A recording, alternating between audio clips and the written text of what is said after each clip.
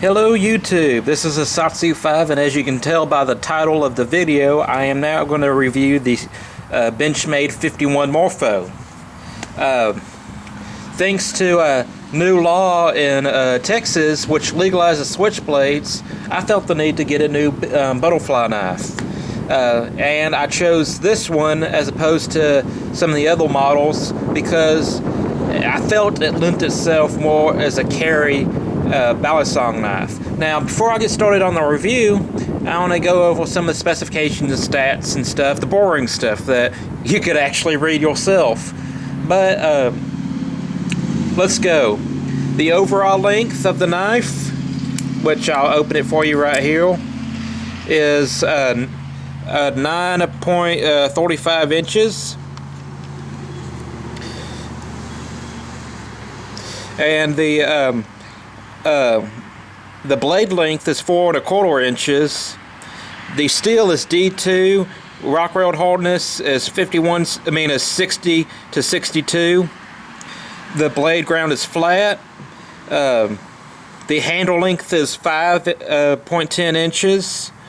The handle material is G10. This top portion is G10, but under it, as you can see, is beautiful, is jeweled anodized blue titanium, which is one of my favorite features of this knife. It's very dressy, and it is made in the US of A. And I guess since I got the information out, I'll go ahead and tell you how much it cost. It cost $229.50 on BladeHQ.com, which to me is a good price for this balisong. Balisongs range the gamut from $20 to well, in the thousands, depending if you get what you want to get and how much you're willing to spend. But generally, to get a good balisong, I'd say the price range is I would say $80 to $250 for a good balisong. And if you spend less than that, or if you spend more than that, well, that's just up to you what you're willing to spend. But if you spend less than that, it's generally not that good of a balisong. It's what's known in the community as a CCC, which stands for, has many different translations, but it stands for cheap, cheap, cheap. It can stand for charming, cheap, Chinese made, cheap, crappy, Chinese made. Basically, it's a cheap knife, and most balisong flippers start off with a CCC because they're cheap, and you know, back in a while back they were illegal, so why spend a whole lot of money on a knife that you can't legally carry? But now that it is legal to carry these butterfly knives, I would encourage you to buy a quality balisong. And anything from Benchmade is going to be a quality balisong. Bradley Kimura is going to be a quality balisong. Microtech's going to be quality. But we're not talking about those today. We're talking about this one, which I have carried and used as a flipping balisong. It's not quite what I want. I want something a little bit heavier to have a little bit more momentum as I'm flipping it. Although this flips just fine, it's just a little bit light for my taste. But as a EDC balisong, an everyday carry balisong, I don't think I could ask for anything more. It's dressy looking. You know, you have those beautiful anodized blue jeweled titanium liners, which also acts as the spring mechanism for the latch. And you have D2 steel, which is going to provide adequate edge retention, and it has anodized blue titanium pocket clip, which to me the pocket clip is very important for an EDC balisong. I generally don't like knives just free floating in my pocket. Every now and then I'll carry like an opener or something like that, but generally I want pocket clips. I am a little curious though why they chose D2 as hard as 60, 62 rock rod hardness for a knife that's most likely going to be flipped around, tossed in the air, and dropped several times. I know that D2 isn't glass, and I've flipped balisongs with D2 steel before, but I've also had back when I had my 32 Morpho, I've had that blade chip just dropping it on carpet. And of course, if you drop this in the dirt, it's going to screw up the edge. So I'm just a little bit curious why they would choose something that hard. But like I said, the chips that I did get in my blade were very fixable with a water wheel. Had my brother reground it, and you can never tell that there was any damage to it whatsoever. But like I said, most balisongs I see these days are made out of 154 cm, which I have a balisong that I flipped very heavily with 154 cm, and that blade it's screwed up. It is my training balisong now. When I want to try a new move, that's the one I get, and it's my preferred flipping balisong. It's the 42. But this is sandwich construction. For those of you who don't know, there's a difference between solid construction and sandwich construction. Sandwich construction pretty much means that each handle is made of a minimum of 2 pieces, which are screwed together to make the one handle. Some people find this to be a disadvantage because the screws can come loose, and it's not as solid as a solid built construction like the 42, which is milled. The one handle is milled out of a solid piece of titanium, so they feel it's not as strong. Now, I will tell you from factory that Benchmade does not Loctite the pivots or the screws. And I got this knife, and of course, getting a new balisong, I had to flip it, and I flipped this. I wouldn't say heavily, but I had to get acquainted with it. So I started flipping it on probably a 3-day basis. I'll go 3 days without flipping it, and then I'll flip it for about 3 days, put it down, forget about it for a few days, pick it back up, flip it. And during that time, my pivots came loose, and this screw came loose. And I'll get a Torx bit, tighten it up a little bit, and then I started flipping it again. Next thing I know, lost the screws. Because I was too cheap at the time to buy Loctite. After losing my screws, I contacted Benchmade. I was like, hey, this is what happened. I need new replacement screws.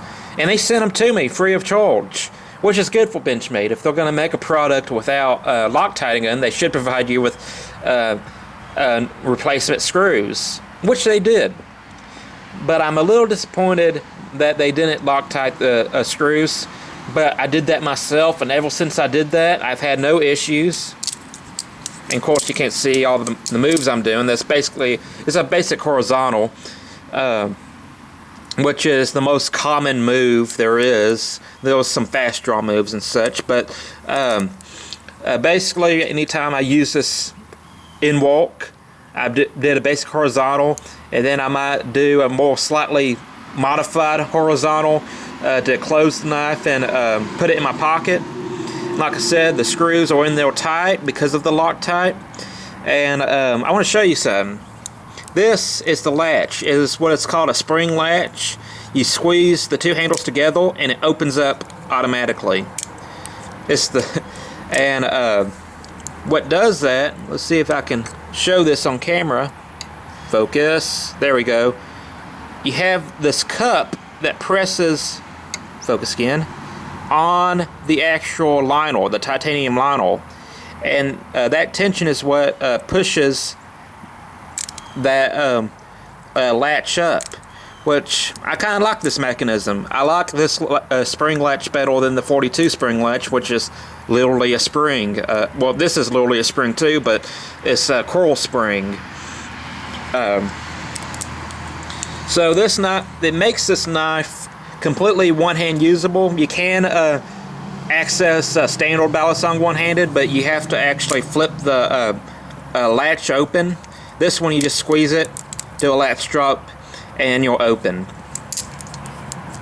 I have found that with this knife, it's a little bit more difficult to do last drops my method, which is basically swinging the knife down and stuff. I mean, it can be done, but it's not as easy as the 32. The 32 just flies open. Let's see, what else can I say about this? Basically, if you want an EDC ballad song, this or the 42 is the way to go. Has a very good pocket clip. I like how long it is. It's going to be very sturdy in your pocket. It's not going to slip out by any means. And also, if you're into this thing, if this is something you're looking into, this makes a pretty good force multiplier. If you want to get the knife and slam it into someone's joints or muscle or skin, it's going to be pretty devastating. I will say this though. I do this anyways. I always carry an EDC knife and a self-defense knife.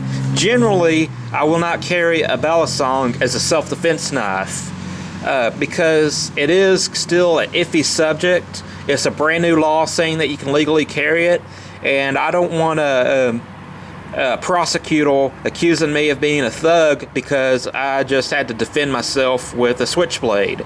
And switchblades are a politically incorrect knife, and it won't give you any brownie points when it comes to you going to court. Not to say, let's see if I can get it out here without moving the camera. Not to say this isn't politically incorrect, but this has been legalized a lot longer than this has. Plus, I feel that this gives me a better advantage than a balisong when it comes to self-defense. Will this make a good self-defense knife? Man, in the hands of someone who's trained in manipulating a balisong, it will. But I'd rather have something with a little bit more reach. So that's my opinion on self-defense with a balisong.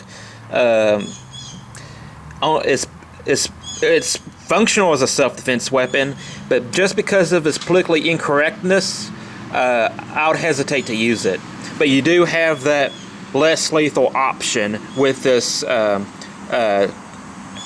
tang sticking out. And that's about it. I'm really happy with this balisong. It's really dressy, so if you do have a formal gathering, you can carry this as a gentleman's knife. That it is a little bit more practical than maybe a William Henry that's about that big. Or it's bigger than an average gentleman knife. You know what's cool about this? Let's just say you're going to a wedding. You go to a wedding, you put this in your pocket, and you're talking to family members you haven't seen in a while. Those little kids there, and the kids will kind of get a little bit antsy.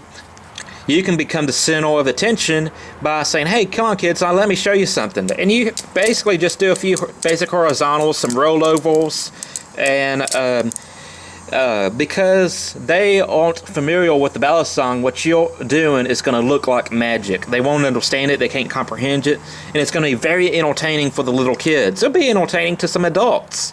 I pulled my balisong out a few times, carrying it illegally, not in front of police officers, in front of the general public, but just around friends. And I would flip my balisong, and they're like, "Whoa, cool! That's so neat." And then you hand them the balisong, and they do this two-handed opening thing.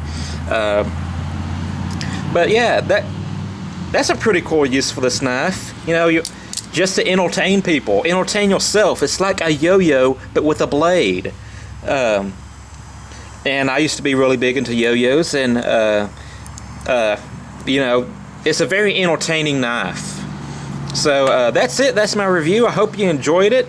Again, if you're interested in buying this knife, one of my favorite places to shop for switchblades is BladeHQ.com, and